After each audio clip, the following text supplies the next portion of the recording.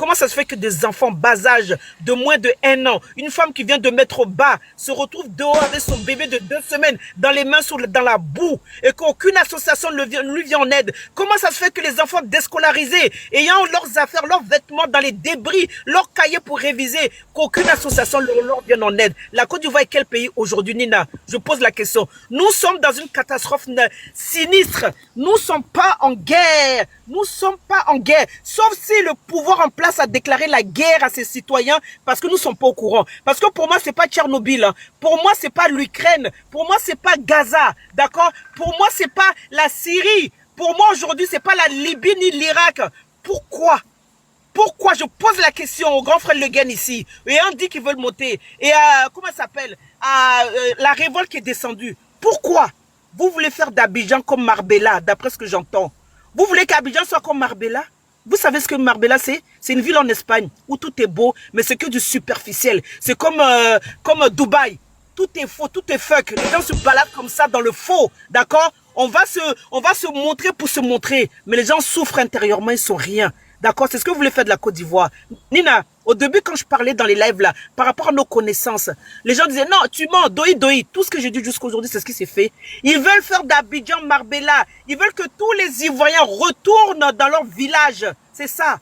Abidjan sera plus cher que la Triangle de Paris. Vous connaissez la Triangle de Paris? C'est toutes les zones aisées. Voilà. Tu peux avoir un F2 à 3 000 €, à 2 500 €. Voilà ce qu'ils veulent faire d'Abidjan aujourd'hui. Voilà pourquoi ils sont sans cœur. Parce que tout était vendu. Nina, même de ce que le peuple vient de dire là, tout était vendu. J'ai parlé du port d'Abidjan. Non, doi. J'ai découvert dessus le seul qui a un petit gain dedans, c'est M. Billon. Tout le reste là, c'est Bolloré, c'est sous-traitant partout dans le monde. Et c'est pareil pour ce qui est en train de se passer en Côte d'Ivoire. Ils ont vendu la lagune aux Marocains. D'accord? Ils ont vendu notre chère lagune, notre belle lagune aux Marocains. Limite un cadeau. Ils ont dilapidé toutes nos terres. Même notre Atchéké, la base alimentaire aujourd'hui, c'est comment ça s'appelle la Chine qui a la même mise sur tout ça. Et quand on parle, vous venez dire quoi dans le panel? Vous devrez avoir honte de monter dans ce panel pour dire du tout et n'importe quoi. Vous devrez avoir honte. Il vaut mieux vous taire ou descendre. Il vaut mieux vous taire ou descendre. Parce que je ne sais pas ce que vous allez dire ici qui va sauver une vie. Je ne sais pas ce que vous allez dire ici qui va donner la dignité. À pas dire aux gens dans nos villages, qu'est-ce que vous allez dire? À pas dire qu'on veut avancer. Vous êtes en France, vous connaissez les lois. Moi, je suis de la direction. Voilà. Je dirige des équipes, je suis de la direction. Je me suis muni d'un livre de loi du travail ici en France pour savoir ce que je dois faire. En management, en marketing, pour savoir ce que je dois faire. Est-ce que c'est votre cas?